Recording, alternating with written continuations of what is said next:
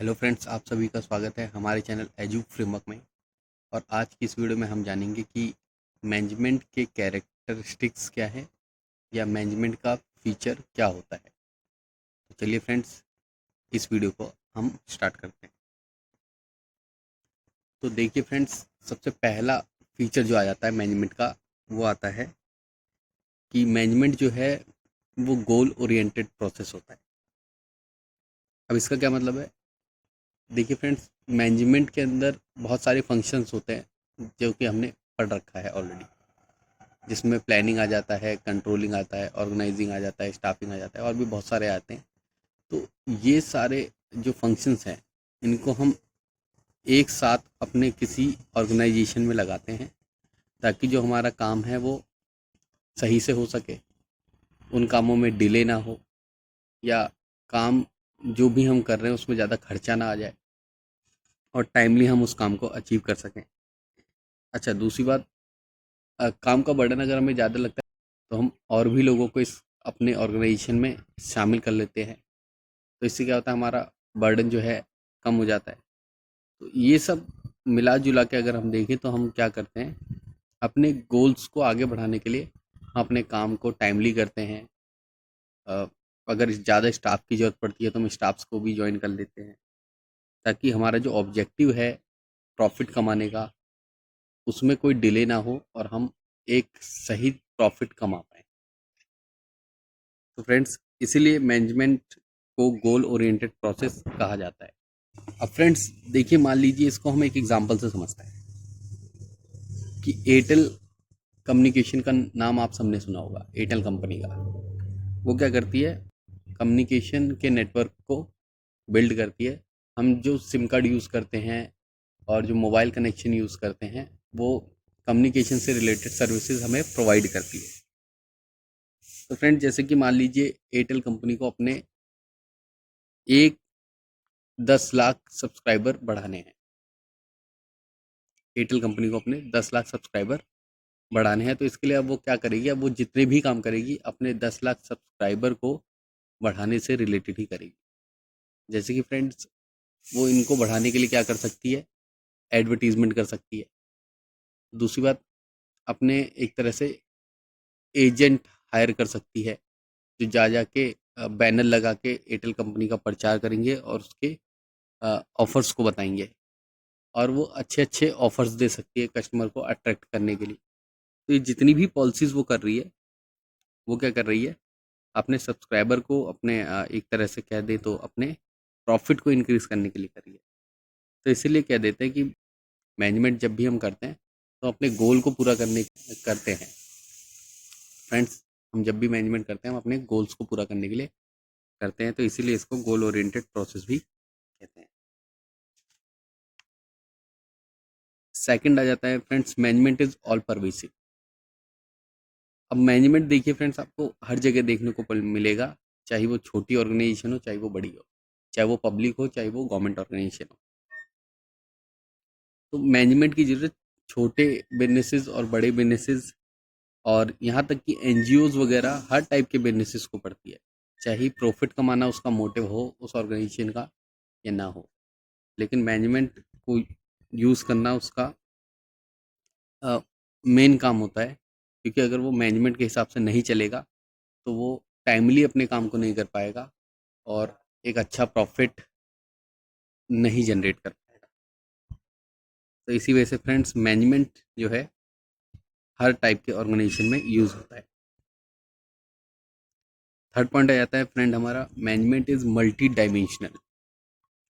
Multi dimensional का मतलब होता है मैनेजमेंट का काम केवल काम को कराना ही नहीं होता, इसके अंदर और भी चीज़ों को हमें देखना होता है।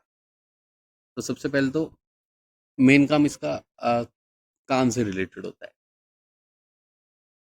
तो मैनेजमेंट जो है वो वर्क को सही तरह से कराने पे पूरी तरह फोकस करता है ताकि वर्क में कोई डिले ना हो और टाइमली हमारा काम हो जाए। और मैनेजमेंट जो है वो अ, काम के एक्टिविटी के अकॉर्डिंग चेंज हो सकता है। जैसे कि मान लीजिए स्कूल है, अब स्कूल पे प्राइमरी काम एजुकेशन है, तो अब जितने भी प्लान्स वगैरह बनाए जाएंगे वो एजुकेशंस को बढ़ाने के लिए, उसको इंक्रीज करने के लिए, बेटर क्वालिटी प्रोवाइड करने से रिलेटेड ही बनाए जाएंगे। उसी तरह अगर हम फैक्ट्री का एग्जांपल लेते हैं, तो फैक्ट्री क्या है, गुड्स को प्रोड्यूस करती है। तो उसके अंदर जो मैनेजमेंट इन्वॉल्व होगा वो टाइमली गुड्स बने, कम कॉस्ट के अंदर बने, उसका स्टैंडर्ड क्या है, वेस्टेज कम रहे, ये सारी चीज़ों पे फोकस होगा। तो ऐसे डिफरेंट डिफरेंट टाइप के काम में मैनेजमेंट को अलग अलग तरह से इम्प्लीमेंट किया जाता है।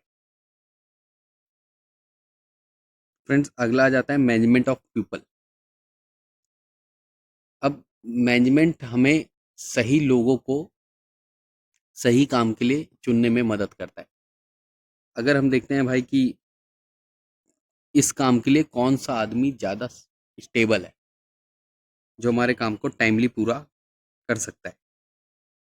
अगर हम देखते हैं कि ये जो हमारा एम्प्लॉय है या वर्कर है, ये अपना काम ठीक से नहीं कर रहा, तो हम उसको जॉब से निकाल देंगे। उसकी बजाय किसी अच्छे एम्प्लॉय को, जो वेल एजुकेटेड हो और जिसका काम भी सही हो, जो टाइम पे अपना काम करे, ऐसे एम्प्लॉयज़ को हम जॉब ऑफ़र करेंगे, ताकि हमें भी उससे एक अच्छा प्रॉफिट जनरेट हो सके। उसके बाद फ्रेंड तीसरा काम आ जाता है मैनेजमेंट ऑफ ऑपरेशन। अब क्या है, मैनेजमेंट के अंदर बहुत सारी फंक्शंस इन्वॉल्व होते हैं। तो टाइमली काम को करने के लिए डिफरेंट डिफरेंट फंक्शंस को हम यूज़ करते हैं अकॉर्डिंग टू हमारी ऑर्गेनाइजेशन की जैसी नीड होती है। तो इसके अंदर अब हम मान लो कोई भी टास्क हमें मिल गया कि हमें मान लो हम हमारी एक फैक्ट्री है और हमें गुड्स को प्रोड्यूस करना है। तो अब ये गुड्स प्रोड्यूस कैसे होगा, हम किस क्वालिटी पे करना चाह रहे हैं, उसका प्राइस क्या रखेंगे, कौन कौन सी स्टाफ की हमें ज़रूरत पड़ेगी, ये सारी चीज़ें जो है अब हमारे गुड्स से रिलेटेड, गुड्स को प्रोड्यूस करने से रिलेटेड ज़रूरी है। तो फ्रेंड्स, जो हम गुड्स प्रोड्यूस कर रहे हैं इसी को हम कह देते हैं अपना ऑपरेशन। ऑपरेशन का मतलब होता है कोई पार्टिकुलर काम जो आपको करना है। अब इससे रिलेटेड हम जितने भी फैसले ले रहे हैं कि कौन सा हम इसमें इनपुट यूज़ करेंगे, कौन सी लेबर इसमें यूज़ होगी, कौन सी एम्प्लॉइज़ को अच्छे से कर पाएंगे, प्राइस क्या होगा सामान का, या रॉ मटेरियल कहाँ से खरीदेंगे, ये सारा हमारे ऑपरेशन से रिलेटेड डिसीजन है। तो इसके अंदर आप देख सकते हैं मैनेजमेंट ऑफ वर्क भी इन्वॉल्व हो रहा है और मैनेजमेंट ऑफ पीपल की भी हमें ज़रूरत पड़ रही है। फोर्थ स्टेप आ जाता है फ्रेंड्स हमारा, management is a continuous process. अब देखिए, अगर आपको अच्छा प्रॉफिट कमाना है, आपको सरवाइव करना है, आपको लॉन्ग टर्म अपने बिजनेस को एग्जिस्ट करना है इकोनॉमी में, मार्केट में, तो आपको क्या है, मैनेजमेंट डेली डेली यूज़ करना पड़ेगा। अब ऐसा नहीं है कि आपने आज मैनेजमेंट को यूज़ कर लिया और आप फिर भूल गए, तो इस हिसाब से तो आप बिजनेस नहीं कर पाएंगे या आपका बिजनेस सही से चल नहीं पाएगा। तो मैनेजमेंट को आपको डेली अपने बिजनेस के अंदर इम्प्लीमेंट करना पड़ेगा, रेगुलरली उसको परफॉर्म करना पड़ेगा सही से, तभी जाके आप जो है एक अच्छा प्रॉफिट अर्न कर पाएंगे या अपने बिजनेस को सरवाइव कर पाएंगे, आप बिजनेस में सक्सेस हो पाएंगे। फिफ्थ स्टेप आ जाता है फ्रेंड हमारा, management is a group activity.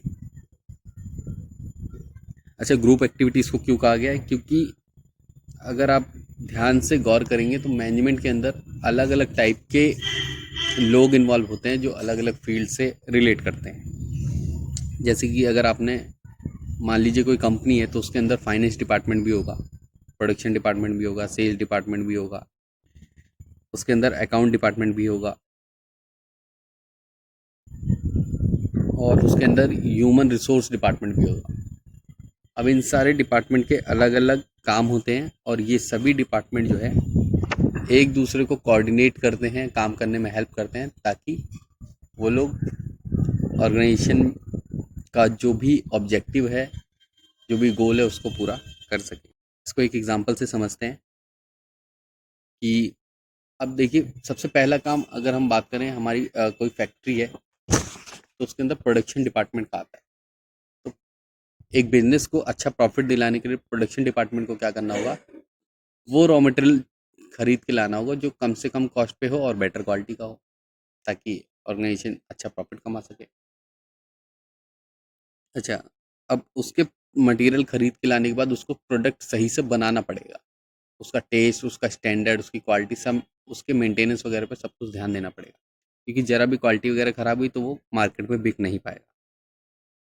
अब मान लीजिए प्रोडक्शन डिपार्टमेंट ने एक प्रोडक्ट बना दिया, एक क्या कई सारी यूनिट बना दी, तो हम सपोज करते हैं मान लीजिए उसने एक प्रोडक्ट बना दिया।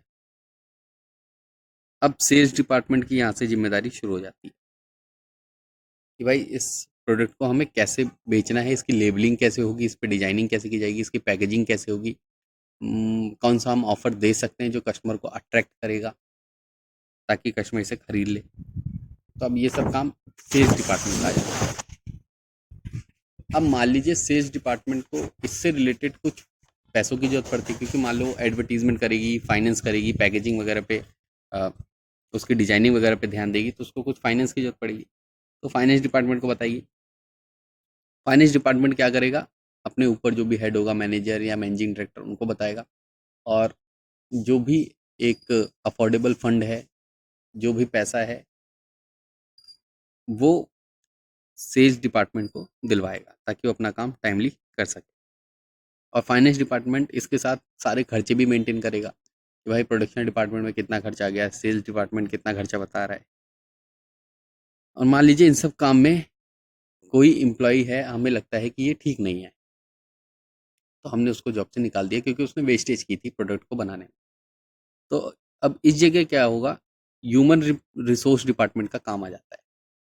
ह्यूमन रिसोर्स डिपार्टमेंट का काम होता है फ्रेंड्स कि किसी ऑर्गेनाइजेशन में कौन सी लेवल के लिए जॉब अवेलेबल है, वो जॉब क्राइटेरिया देखेगा कि भाई इसके लिए क्या क्वालिफिकेशन चाहिए होती है, क्या स्किल्स चाहिए, क्या एक्सपीरियंस होना चाहिए, और उसके बाद वो किसी भी आदमी को उस काम के लिए ज्वाइन करेगा, और उसके लिए वो उसका इंटरव्यू वगैरह लेगा, ठीक है, और इसके बाद ही वो उसको रिक्रूट करेगा, भर्ती करेगा। तो अब आप देख सकते हैं कि चाहे फाइनेंस डिपार्टमेंट हो, चाहे मार्केटिंग डिपार्टमेंट हो, चाहे प्रोडक्शन डिपार्टमेंट हो, या ह्यूमन रिसोर्स डिपार्टमेंट हो, ये सब काम जो कर रहे हैं, ये सब क्या है, ऑर्गेनाइजेशन के गोल को आगे बढ़ाने के लिए ही कर रहे हैं। अब जब HR department, human resource department हमारा किसी एम्प्लॉय को सिलेक्ट करेगा, तो ये ध्यान रखिएगा कि एम्प्लॉय जो है वेल एजुकेटेड हो, एक्सपीरियंस हो, ताकि वो ऑर्गेनाइजेशन के काम को सही तरीके से कर सके, समझ सके। और ये सभी मिल के अपना एफर्ट डालते हैं, तब जाके अ, किसी भी ऑर्गेनाइजेशन को सक्सेस, या किसी भी ऑर्गेनाइजेशन का जो गोल है वो अचीव हो पाता है। तो इसी वजह से फ्रेंड्स मैनेजमेंट को ग्रुप एक्टिविटी कहा गया है। अगला है फ्रेंड्स, मैनेजमेंट एक डायनेमिक फंक्शन है।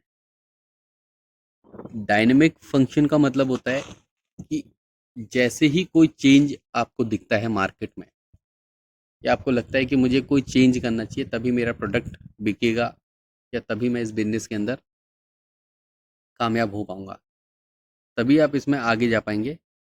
अगर आपने चेंज नहीं किया खुद को, तो आप उस बिजनेस से बाहर हो जाएंगे। अब देखिए फ्रेंड्स, इसका मैं बहुत अच्छा और एग्जांपल आपको देता हूँ। जैसे कि मान लीजिए आप सभी ने नोकिया कंपनी का नाम सुना होगा। अगर हम 2016 से पहले की बात करते हैं, तो नोकिया कंपनी इंडिया में आईफोन से भी ज़्यादा पॉपुलर थी एक तरह से। लेकिन फिर क्या हुआ, उसने खुद को टाइमली चेंज नहीं किया। वो 6-7 हज़ार में नॉर्मली फ़ोन दे रही थी, और उसमें कोई इतना खास फीचर नहीं होता था। तो इसी वजह से वो बिक नहीं पाई, और आज के टाइम पे आप उसका नाम या वो ब्रांड बहुत कम ही सुनते हैं कि किसी के पास आपने उसको देखा भी हो। मे भी पुराने फ़ोन देखे होंगे छोटे मोटे, नए फ़ोन आपने बहुत रेयर देखे होंगे। तो इसका रीज़न यही है कि उसने अपने आप को चेंज करने में बहुत टाइम लिया। दूसरी जगह सैमसंग या आईफोन वगैरह थे, इनके फ़ोन्स अच्छे थे। सैमसंग एंड्रॉयड के साथ आता था, और आज के टाइम में आपको ज़्यादातर फ़ोन सारे एंड्रॉयड ही दिखेंगे, क्योंकि एंड्रॉयड में ज़्यादा अच्छे फीचर थे बजाय कि नोकिया फ़ोन्स के मुकाबले। तो इसलिए वो सर्वाइव कर पाए। और नोकिया डिले कर गया, उसने गलत डिसीजन लिया था, इसलिए वो आज लगभग इंडिया से गायब ही हो गया है। तो आप फ्रेंड्स देख सकते हैं कि आप आपको मार्केट की सिचुएशन को समझना होगा, नीड को समझना होगा और आपको उसी अकॉर्डिंग काम करना होगा, तभी आप सर्वाइव कर पाएंगे, वरना तो आप सर्वाइव नहीं कर पाएंगे। इसी को कह देते हैं friends dynamic function of management. अब एक और एग्जांपल है इसका, मैकडोनल्ड कंपनी का आप सबने नाम सुना होगा। क्या हुआ जब मैकडोनल्ड वर्ल्ड की बहुत बड़ी फ्रेंचाइजी है फास्ट फूड में, जब वो इंडिया में बिजनेस करने आई, तो जैसे वो फॉरेन में बिजनेस करती थी वैसे उसने यहाँ भी बिजनेस करना स्टार्ट किया। अब फॉरेन वगैरह में या वर्ल्ड में आप जानते हैं कि नॉन वेजिटेरियन लोग ज़्यादा हैं, नॉन वेज ज़्यादा लोग खाना पसंद करते हैं और वेजिटेरियन लोग कम हैं। लेकिन उसने रिसर्च वगैरह नहीं की थी और वो इंडिया में आ गई थी और बिजनेस अपना वैसा ही कर रही थी। सारा मेनू वगैरह उसने सेम रखा था जैसे वो ग्लोबल लेवल पे कर रही थी। मतलब नॉन वेज वगैरह ही थी उसकी सारे मेनू में। वेज का जो वेज के जो आइटम्स थे या जो सामान थे वो सब उसके पास कम थे बेचने को। ज़्यादातर ही नॉन वेज थे, 90% से ज़्यादा ही उसने नॉन वेज प्रोडक्ट ही बनाए थे, नॉन वेज फूड ही थे उसके पास। तो उसके बाद क्या हुआ फ्रेंड्स, अब काफ़ी टाइम उसको हो गया लेकिन वो यहाँ पे प्रॉफिट नहीं कमा पा रही थी, क्योंकि नॉन वेज तो यहाँ कोई खाता ही नहीं है। आप लोग ज़्यादातर जानते हैं कि यहाँ पे वेजिटेरियन लोग ज़्यादा हैं। अब आज के टाइम में भले कम हो गए हो, लेकिन अगर हम बात करें पिछले कुछ 60-70 सालों में, तो वेजिटेरियन लोग ज़्यादा थे। तो तब मैकडी यहाँ पे इंडिया में आया था बिजनेस करने। तो देन उसे लगा कि यार मेरा प्रोडक्ट बिक क्यों नहीं रहा है, हर जगह तो खूब बिक रहा है, नॉन वेज लोग खूब खा रहे हैं और यहाँ पे मेरा कोई लेने ही नहीं आता। तो फिर उसने क्या किया, सर्वे किया। उसने अपने एजेंट्स को भेजे और कहा कि भाई मार्केट में आप जाओ, पता करके आओ कि ये प्रोडक्ट हमारे बिक क्यों नहीं रहे, क्या महंगे हैं या क्या रीजन है, पता करके आओ। तो फ्रेंड्स उनका एजेंट जाता है मार्केट में, अलग अलग लोगों से अलग अलग टाइप के सवाल पूछता है और सर्वे करता है कि भाई ये प्रोडक्ट बिक क्यों नहीं रहे। तो बाद में पता चलता है कि ये सारे प्रोडक्ट जो है ज़्यादातर नॉन वेज हैं और इंडिया में आलू टिक्की या वेजिटेरियन का ज़्यादा प्रचलन है, या वेजिटेरियन लोग ज़्यादा खाना पसंद करते हैं, इसी वजह से इनके प्रोडक्ट नहीं बिक रहे थे। तो उन्होंने तुरंत अपने सर्वाइव के लिए क्या किया, नॉन वेज डिशेज जो थे उन सबको ज़्यादातर हटाया और वेजिटेरियन डिशेज अपने में इंक्लूड करना स्टार्ट कर दिया। और उन्होंने मैकालू टिक्की, वेज बर्गर, अलग अलग टाइप के बहुत सारे वेजिटेरियन कैटेगरी में बर्गर निकाले। फिर उनका बिजनेस चलने लग गया और काफ़ी तेज़ी से वो लोग ग्रो करने लग गए। और फ्रेंड्स आज आप लोग जानते हैं कि इंडिया में मैकडोनल्ड एक पॉपुलर नाम बन गया है बर्गर्स के अंदर। अगर आप बर्गर खाना पसंद करते हैं तो आप मैकडोनल्ड को जरूर जानते हैं। अगला और फ्रेंड्स लास्ट फंक्शन जो हमारा आता है वो है management is an intangible force. अब देखिए मैनेजमेंट क्या है, हमें दिखाई नहीं देता। बस मैनेजमेंट क्या है ये हमें दिखाई नहीं देता, लेकिन इससे जुड़े जो इसके काम हैं और जो इसका एफर्ट है और जो इसका इफेक्ट है वो हमारी ऑर्गेनाइजेशन पे, हमारे प्रॉफिट पे, हमारे सक्सेस पे दिखता है।